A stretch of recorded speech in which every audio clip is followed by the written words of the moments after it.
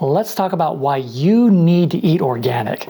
Or rather, let's answer the question, do I really need to eat organic? I'm not going to tell you how to eat, but I'm going to share some information with you so you can make that decision for yourself after the video. I used to think that organic meant that it was somehow more nutritious because the soil was somehow better. But that's not what it means at all. What it means is that it's raised without being sprayed by pesticides, herbicides, fungicides, and insecticides.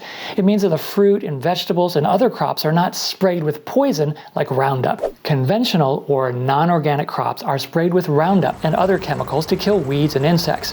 The problem is those chemicals find their way into our bodies. Roundup and other similar weed sprays contain a chemical called glyphosate, which has been banned in many other countries outside of the US and is suspected to cause cancer. Dr. Stephen Gundry, a cardiologist, heart surgeon, medical researcher, and author, says that Roundup also causes leaky gut. Studies have shown that leaky gut may be associated with other significant health issues like inflammation, autoimmune disease, chronic fatigue syndrome, fibromyalgia, allergies, asthma, acne, obesity, and even mental illness. GMO is another popular term which stands for genetically modified organism. It's also referred to as Roundup Ready.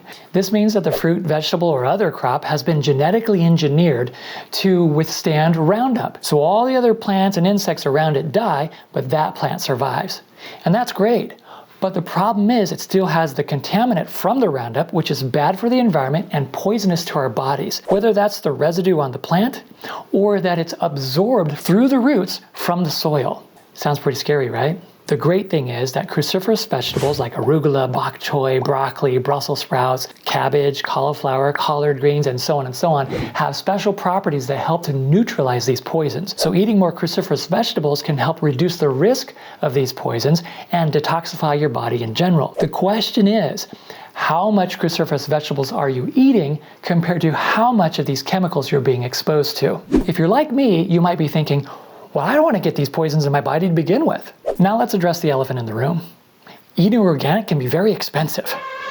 And if you're trying to balance your budget and decide when to go organic and when not to based on that, fortunately for us, there is a company that can help. It seems that not all plants are sprayed equally. There's some inequality going on in the plant spraying business. EWG, Environmental Working Group, is a nonprofit organization that publishes a list and updates it every year. It looks at 46 different foods that are popular, like fruits and vegetables that we commonly eat. And it looks at how much they've been sprayed with what chemicals. And they break it down into two little quick lists, one called the Dirty Dozen. And these are 12 of the most sprayed fruits and vegetables. They have the most toxins and chemicals that they've been sprayed with. Unfortunately, the top of the list is strawberries. Strawberries are sprayed and sprayed and sprayed and sprayed and sprayed. And what makes it worse is that the ground is sterilized with poisonous gases before they're even planted. So if you're going to eat strawberries or any of the other foods listed on the Dirty Dozen, I would highly recommend that you consider going organic. Now, they also have another little quick list called the Clean 15, and these are the 15 least sprayed foods. So that list, you can think, hey, well, I can save some money on this list. Now, let's go back to the very beginning when I said that I used to think that organic meant more nutritious. Even though that term technically doesn't mean that, there might be something to it. Dr. David Sinclair, a professor at Harvard Medical School and PhD research scientist, has been studying the topic of health span, lifespan, longevity, and what many would call anti-aging for the better part of 30 years. And he says that the plants that have had to struggle the most to survive have the highest levels of sirtuin activating compounds, or in other words, they have the highest levels of molecules that activate longevity genes. And what plants have had to struggle the most to survive?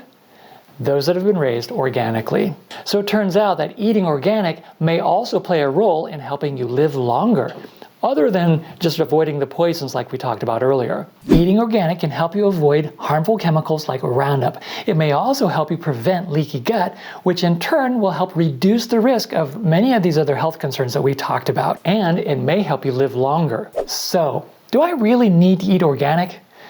Well, hopefully this video has given you some things to think about and help you answer that question for yourself.